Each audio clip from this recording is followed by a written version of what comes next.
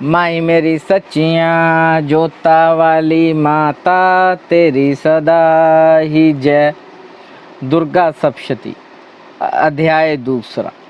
ऋषि बोले, प्राचीन काल में देवी देवता तथा दैत्यों में पूरे 100 वर्ष युद्ध होता रहा। उस समय दैत्यों का स्वामी महिषासुर तथा देवताओं का इंद्र था। उस संग्राम में देवताओं की सेना महाबली दैत्यों से हार गई। तब सभी देवताओं को जीतकर महिषासुर इंद्र बन बैठा। हार खाकर सभी देवता ब्रह्मा जी को अग्रणी बनाकर वहां गए जहां विष्णु तथा शंकर विराज रहे थे। वहां पर देवताओं ने महिषासुर के सभी उपद्रव्य एवं अपने पराभव आदि का पूरा वृत्तांत कह सुनाया। उन्होंने कहा, महिषासुर ने तो सूर्य, अग्नि, पवन, चंद्रमा, यम तथा वरुण इस प्रकार अन्य सभी देवताओं के अधिकार छीन लिए हैं। स्वयं ही सबका अधिष्ठात बन बैठा है। उसने सभी देवताओं को स्वर्ग से निकाल दिया। महिषासुर महादुरात्मा है। देवता पृथ्वी पर मृत्यु की भांति विचर रहे हैं। उसके वध का कोई उपाय कीजिए। इस प्रकार मधुसूदन तथा महादेव जी ने देवताओं के वचन सुने। क्रोध से उनकी भौहें तन गई। तब भगवान विष्णु के मुख से एक महान तेज प्रकट हुआ। इसी प्रकार ब्रह्मा तथा शंकर के मुख से भी तेज प्रकट हुआ। दूसरे इंद्र आदि देवताओं के शरीर से भी महान तेज प्रकट हुआ। सभी तेज मिलकर एक हो गए। वह तेज पुंज इतना उग्र था जैसे कि जलता हुआ पहाड़ हो। देवताओं ने देखा कि उसकी ज्वालाएं सभी दिशाओं में फैल रही हैं। जब वह एक हुआ तो नारी के रूप में आ गया। उसके प्रकाश से तीनों लोक भर गए। महादेव जी के तेज से उसका मुख प्रकट हुआ। यम के तेज से उसके केश हुए। विष्णु के तेज से उस देवी की भुजाएं प्रकट हुई। चंद्रमा से दोनों स्तन, इंद्र के तेज से उसकी कटी प्रदेश, वरुण के तेज जांघा, वह अरुस्थल, पृथ्वी के तेज से नितंबों का प्रादुर्भाव हुआ। ब्रह्मा के तेज से दोनों चरण, सूर्य के तेज से चरणों की उंगलियां, वसुओं के तेज से हाथों की उंगलियां, कुबेर के तेज से नासिका का आविर्भाव हुआ। उसके दांत प्रजापति के तेज से प्रकट हुए। अग्नि के तेज से 3 नेत्र हुए। संध्याओं के तेज से दोनों भौहें, वायु के तेज से दोनों कान उत्पन्न हुए। इसी प्रकार दूसरे देवताओं के तेज द्वारा भगवती का प्रादुर्भाव हुआ। जब समस्त देवताओं के तेज पुंज से प्रकट हुई, देवी जी को देखकर महिषासुर से पीड़ित सभी देवता प्रसन्न हुए। महादेव ने देवी को अपने त्रिशूल से शूल निकाल कर दे दिया। श्री विष्णु जी ने अपने सुदर्शन चक्र प्रकट कर दिए। वरुण ने शंख तथा अग्नि ने उसे शक्ति दी। मारुत ने उन्हें धनुष दिया और बाणों से भरपूर 2 तरकस दे दिए। देवराज इंद्र ने अपने वज्र से वज्र पैदा किया। फिर सहस्त्र नेत्र इंद्र ने ऐरावत हाथी से घंटा दिया। यमराज ने काल दंड से दंड प्रदान किया। सागरपति ने रुद्राक्ष माला अर्पित की। ब्रह्मा ने कमंडल भेंट किया। सूर्य ने भगवती के भी रोमकूपों में अपनी किरणें प्रदान की। काल ने तलवार और उत्तम ढाल अर्पण की। क्षीर सागर ने हार तथा कभी ना पुराने होने वाले 2 वस्त्र भेंट किए।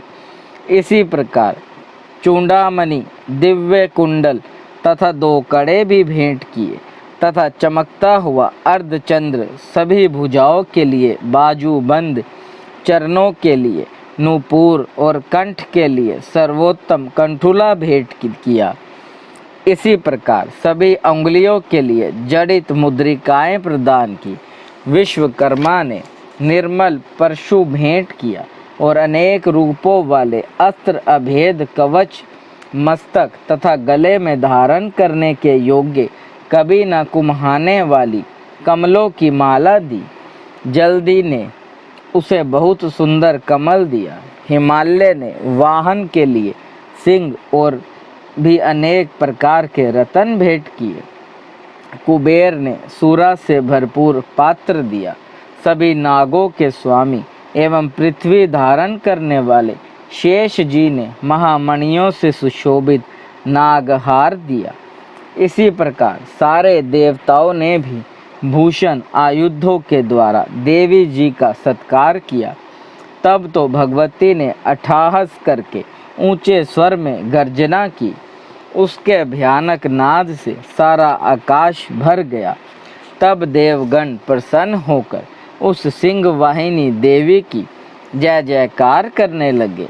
मुनियों ने भक्ति भाव से नम्र होकर देवी जी की स्तुति की। इधर देवताओं के शत्रुओं ने सारी त्रिलोकी को शोभग्रस्त देखा। तब तो वे अपनी सारी सेना को कवच आदि से तैयार करके अस्त्र शस्त्र लेकर झट उठ खड़े हुए। महिषासुर क्रोध में आकर बोला, अरे यह क्या हो रहा है? इतना कहकर सभी दैत्यों के साथ घिरकर उस सिंहनाद की ओर भागा। वहां जाकर उसने तीनों लोकों को अपने तेज से प्रकाशित करती हुई देवी को देखा। उस देवी के चरणों के भार से पृथ्वी दबी जा रही थी। माथे के किरीट मुकुट से आकाश पर रेखाएं बढ़ती जा रही थी। उसके धनुष की टंकार से सातों पाताल शोभग्रस्त थे और हजारों भुजाओं से सभी देवताओं को टक्कर देवी खड़ी हुई थी। उन देवी जी के साथ उस दैत्यों का युद्ध आरंभ हुआ। नाना प्रकार के अस्त्र शस्त्रों के प्रहारों से दसों दिशाएं भर गई। महिषासुर का सेनापति उस समय चिक्षुर नाम का एक महान दैत्य था। देवी जी के साथ उसी का युद्ध होने लगा। इसी प्रकार अन्य दैत्यों को तथा चतुरंगिनी सेना को साथ लेकर चामर भी युद्ध करने लगा। 60,000 रथियों को साथ लाकर उद्ग महादैत्य भी युद्ध में प्रवृत्त हो गया। महाहनु दैत्य 5 करोड़ रथियों के साथ युद्ध में आ गया। 60 लाख रथियों से आवृत वाष्कल दैत्य युद्ध में उतर पड़ा। पारिवारित दैत्य हाथी एवं घोड़ों के अनेकों सवारों के समूह से घिरा हुआ रथियों को साथ लाकर देवी जी के साथ युद्ध करने लगा। उस रणांगन में स्वयं महिषासुर भी रथों, हाथी एवं अश्वों की सेनाओं से घिरा खड़ा था। तोमर, भिंदीपाल, शक्ति, मूसल, परशु, पटिट्टस, खंग आदि अस्त्रों से युद्ध में देवी जी के साथ युद्ध करने लगे। कुछ दैत्यों ने देवी जी पर शक्तियां छोड़ी एवं दूसरों ने पाश फेंके। तब चंडिका देवी ने अस्त्र शस्त्रों की वर्षा करके उन्हें तोड़ डाला। इधर देवी जी का वाहन सिंह भी क्रोध में आ गया। अपने गर्दन के बाल हिलाता हुआ दैत्यों की सेना में इस प्रकार घूमने लगा जैसे कि वन में अग्नि फैलती जा रही हो। उस युद्ध भूमि में युद्ध करती हुई अंबिका ने जितने श्वास छोड़े वह ही छटपट सैकड़ों हजारों गणों के रूप में परिणित हो गए। प्रकट होकर उन गणों ने खंग, भिंदीपाल, परशु, पटिष्टश आदि शस्त्रों से युद्ध प्रारंभ किया। देवी जी की शक्ति से वृद्धि पाकर वे गण दैत्यों का नाश करने लगे। साथ में दूसरे गण नगाड़े, शंख आदि बजाने लगे।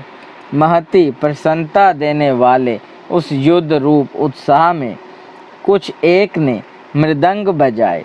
तब देवी जी ने त्रिशूल, गदा और शक्तियों की वर्षा से तलवार आदि शस्त्रों से सैकड़ों महान असुर संहार को मार डाला और दूसरे कितने एक दैत्यों को घंटा के भयप्रद नाद से मूर्छित करके मार कर गिरा दिया।